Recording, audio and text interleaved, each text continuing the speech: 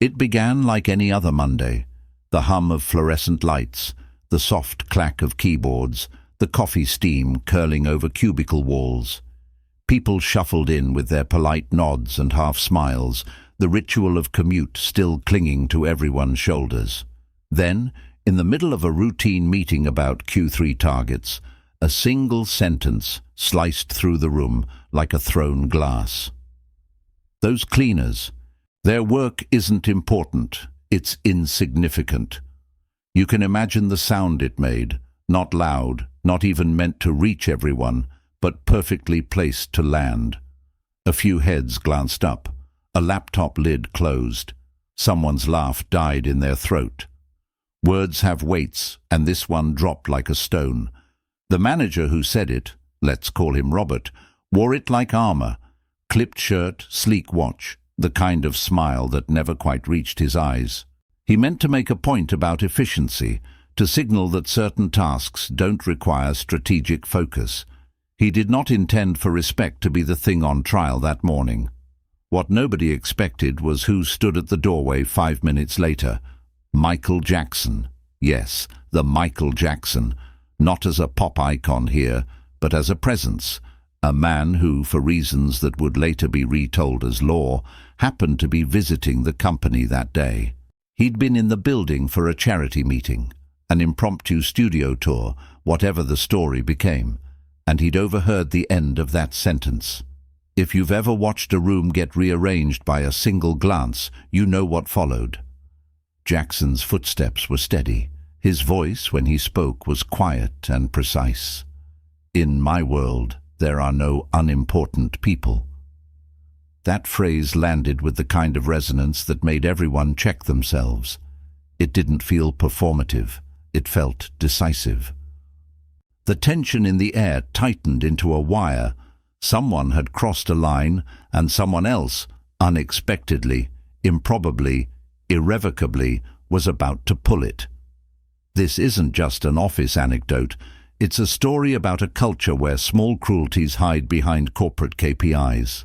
It's a story about the way surnames printed on business cards sometimes blind people to the human hands behind the work. And above all, it's a story that starts with a single, terrible phrase and ends with a company deciding what kind of people they wanted to be. So, settle in. We'll rewind that Monday, look into the moment that broke a manager, track the shockwaves that followed through the company corridors, and hear from the voices who lived it. Because this is the kind of story that doesn't stay inside a meeting room. It rearranges how a workplace sees itself. Reconstructing the exact seconds is easy because everyone remembers the pause. Robert was answering a question about cost centers and delegation when he tossed the remark away like dross. The cleaner's work? Insignificant. He meant to be blunt. He meant to compress complexity into a soundbite. What he didn't account for was how many people in that room were tied to that insignificant work. Someone's mother, someone's second job, someone keeping the office from being a breeding ground for germs. Maria, the cleaner at the center of the rumor, had been with the building for 8 years. She knew every corner of the office. She greeted interns by name. She left handwritten post-its for people who worked late. To some, she was invisible background. To others, she was the one who kept their day from being a mess.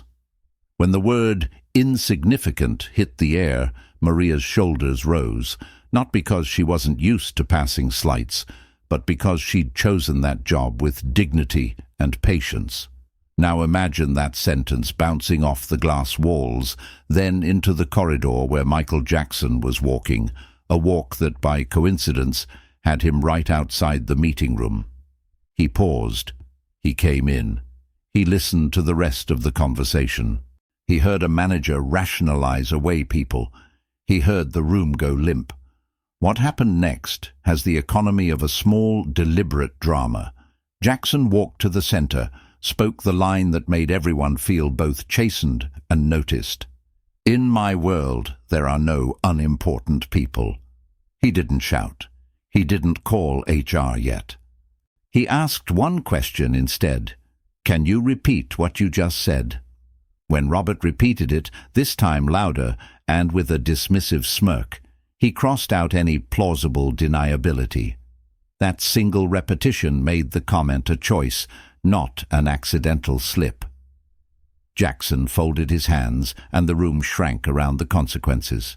He said with a calm that made everyone lean in, "Respect is not optional here."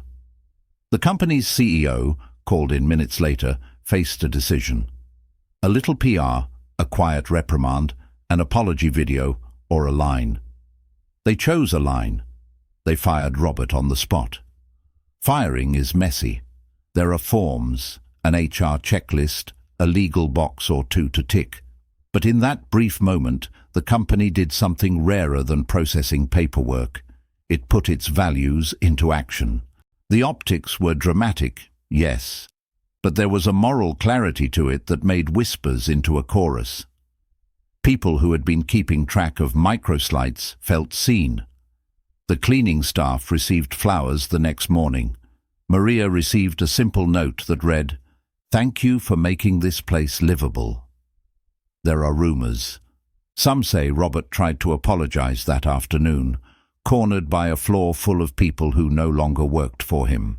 Others whispered that his exit was less a firing and more a negotiated resignation to dodge legal fights. The truth matters less than the effect. A single phrase, repeated in a small room, made the decision unavoidable. And for the rest of the office, the question that morning was no longer, "What did he mean?" but, "What kind of company do we want to be when words like that are spoken here?" That question, more than any memo, is what changed the corridor conversations from passive murmurs to active commitments. When an event like this erupts, the immediate shock is only phase one. People talk, they retell the story with new detail, and the narrative grows teeth. Within a week, the office had the kind of energy you get after a storm. Wreckage cleared, conversations bubbling, a new light on familiar faces. First came the practical changes.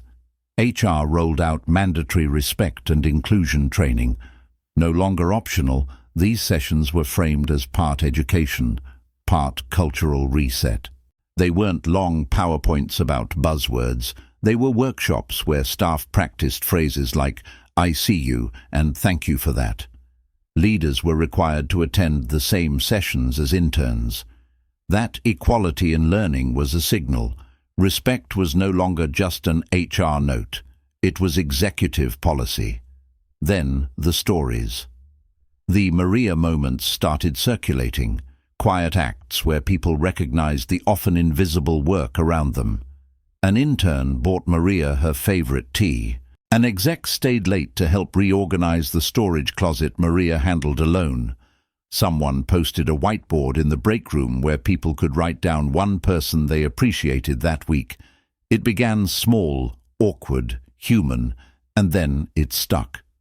The company also updated its onboarding. New hires didn't receive only a benefits packet and an org chart. They received the story of Monday. The HR guidebook included an excerpt from the day, framed as a lesson about proportionality and humility. Words matter. People are not interchangeable. Of course, not everyone cheered the firing.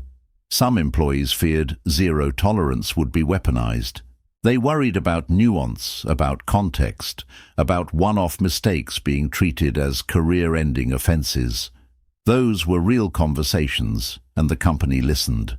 They adjusted the policy later to include proportionality and restorative options where appropriate, but with a clear line. Demeaning others was not acceptable.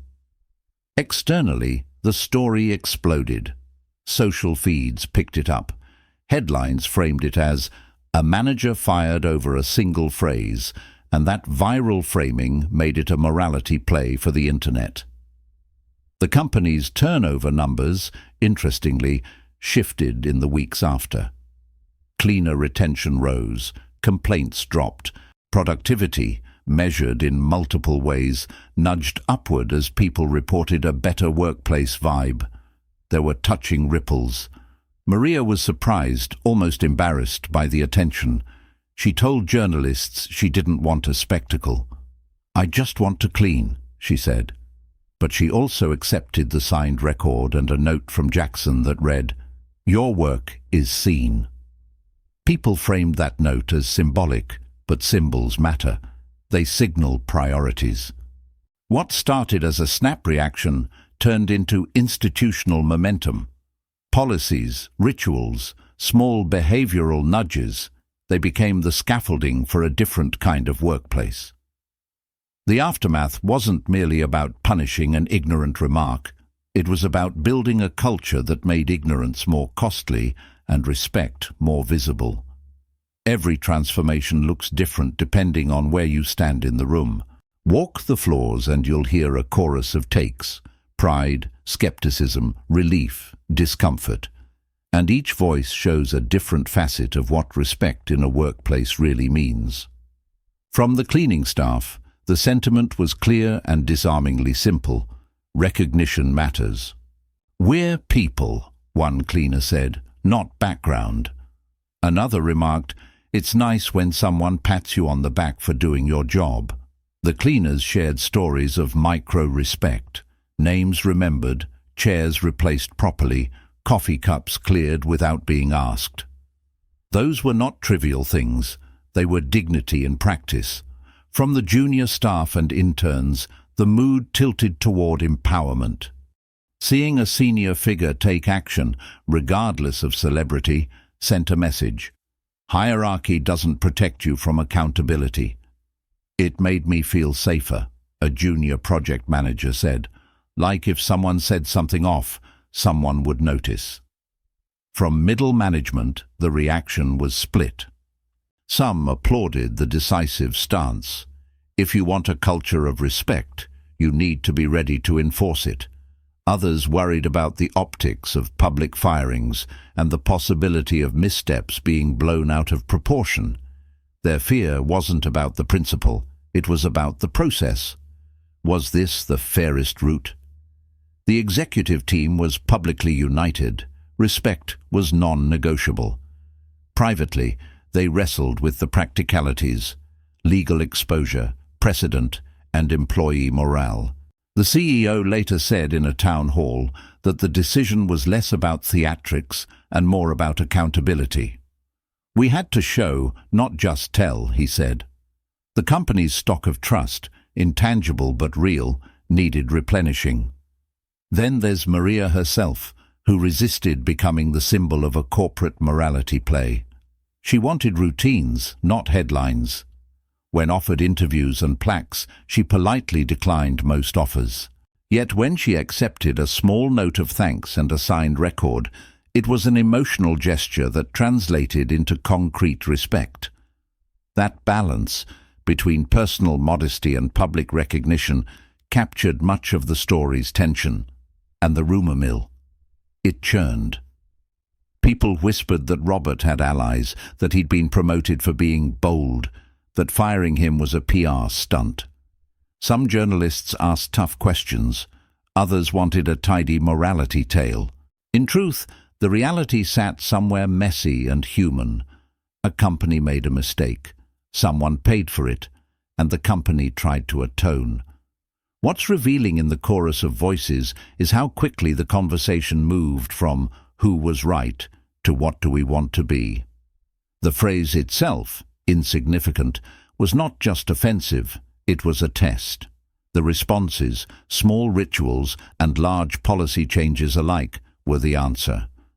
This story isn't a parable about celebrity justice. It's a case study in attention, where we choose to look, who we name, and how we translate values into everyday practice. Across industries, invisible labor is a real phenomenon. Cleaners, maintenance crews, administrative assistants, these roles keep systems running. When leadership dismisses them, productivity suffers quietly. Missed details, frayed morale, the slow rot of disrespect.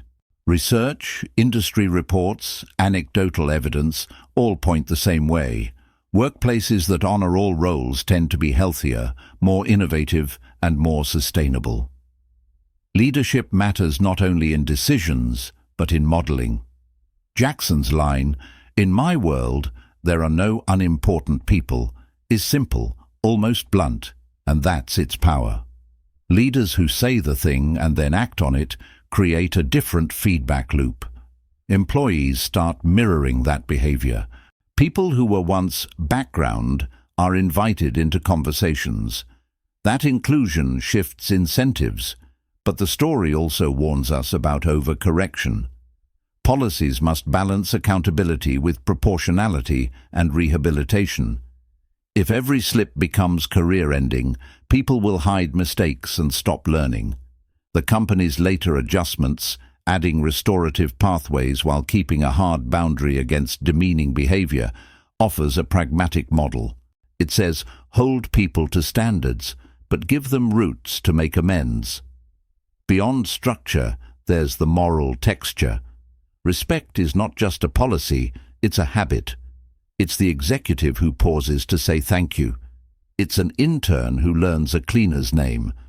It's a leader who recognizes that dignity doesn't cost the company more. It multiplies goodwill. What about the cultural ripple? The story traveled, was retold, memed, and debated. Some companies wrote their own pledges.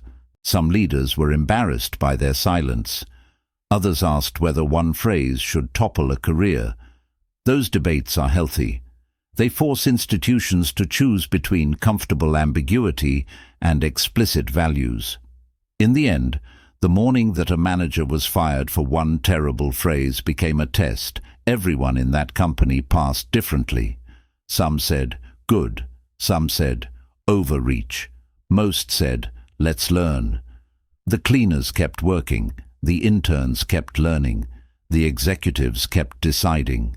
And if you ask Maria how she feels about all the attention now, she shrugs in that way only a person who has seen much can.